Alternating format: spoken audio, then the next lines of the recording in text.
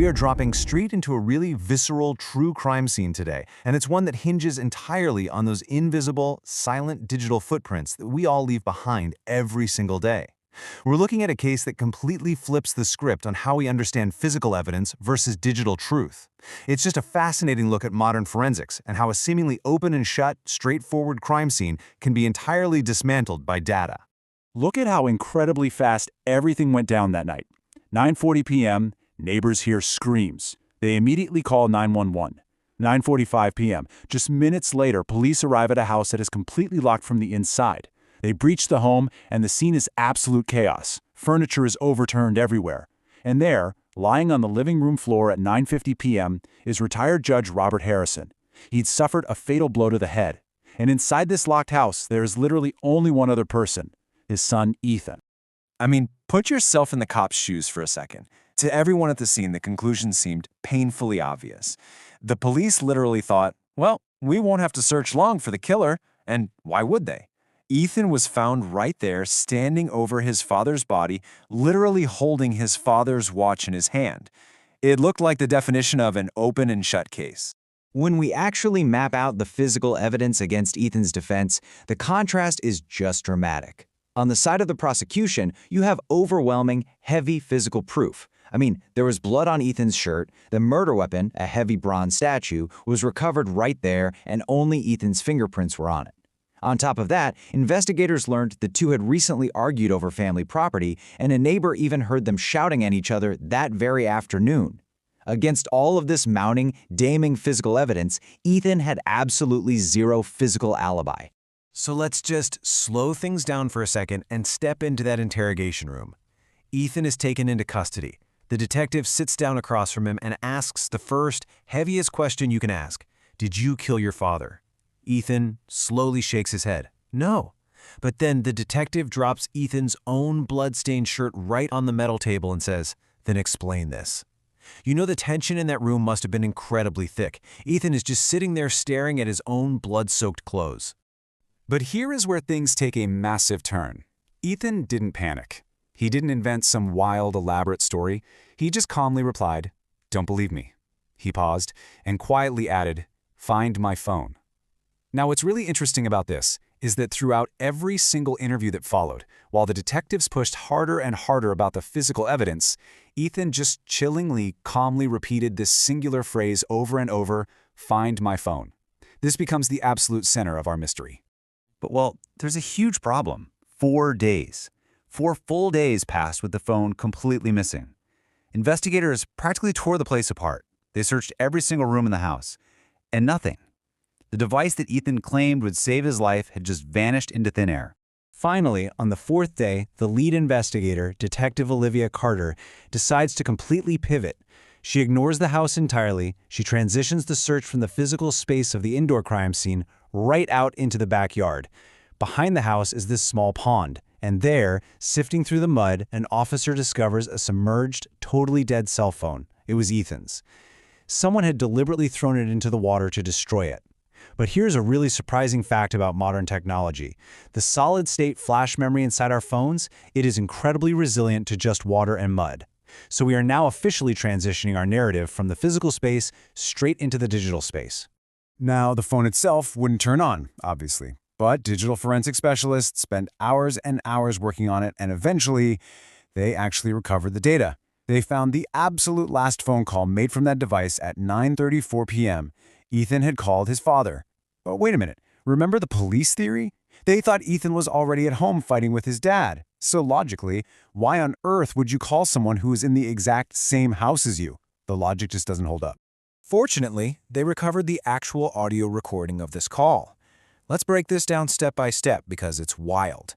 First, you hear Ethan's voice. "Dad, don't open the door. I'll be there in 5 minutes." Then you hear Robert's confused voice reply, "But he says you've already arrived." And suddenly, a third voice, an unknown man, interrupts. "Sir, I'm Ethan's friend. He asked me to come ahead of him." And then the recording abruptly ends. The room literally fell silent when detectives played this back.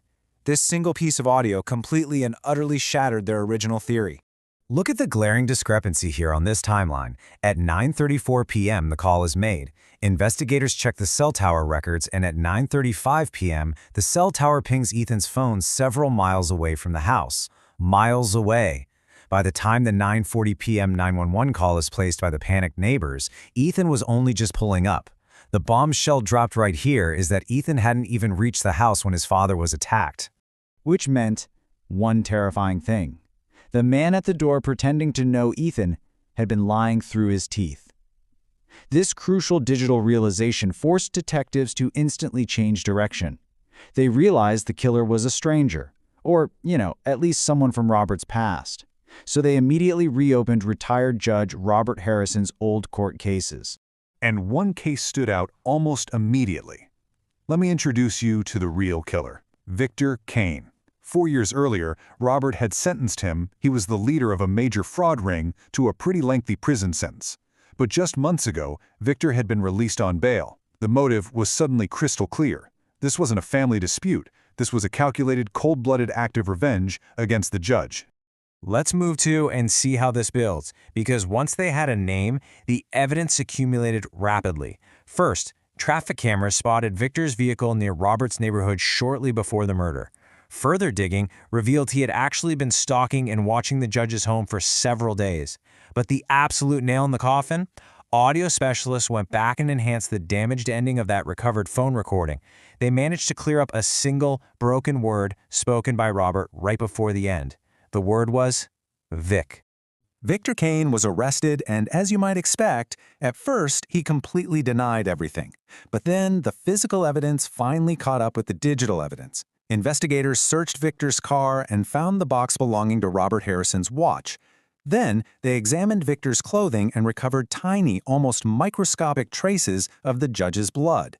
With the enhanced audio played right in front of him and the physical evidence sitting on the table, Victor finally broke his denial and confessed to the whole thing. Okay, so let's sequentially map out how this plot actually unfolded. Step 1, Victor goes to the house, seeking revenge, and tricks Robert into opening the front door by pretending to be Ethan's friend. Step 2, he forces his way in and commits the murder. Step 3, Victor steals Ethan's phone and submerges it in the backyard pond. Why? Because Victor wrongly believed that destroying the physical hardware of the phone would erase the digital proof. He literally thought water and mud could wash away data. And man, he was dead wrong. Now, this also perfectly resolves our initial mystery of the crime scene. Remember Ethan covered in blood? After the murder, Ethan arrived home. Seeing his injured father on the floor, he frantically rushed over and lifted him. That is exactly how the blood stained his clothes. And during that desperate struggle to help his dad, Robert's watch came loose, and Ethan ended up holding it. That's why he looked so incredibly guilty to the first responders who breached that locked door. And this brilliantly illustrates the power of this entire story. The court declared Ethan Harrison completely innocent. After the verdict, Detective Olivia Carter went up to him and quietly said, "You were telling the truth from the very first day." Ethan looked right back at her and said, "I knew I couldn't prove I was innocent, but my phone could." He knew that his physical words meant absolutely nothing against a bloody shirt, but his digital data, that was bulletproof. So, the crucial takeaway here is pretty clear. People can lie. Physical evidence can be manipulated, it can be misinterpreted, or perfectly framed by sheer circumstance. But digital footprints, the cell tower pings, the exact timestamps, the hidden audio files, they act as unbiased witnesses. As modern forensics continues to evolve, it leaves us with a fascinating reality to ponder. In a world where anyone can tell a story, sometimes a lost phone tells the truth that no one else can. Which really makes you wonder, what silent, invisible story is your digital data telling about you right now?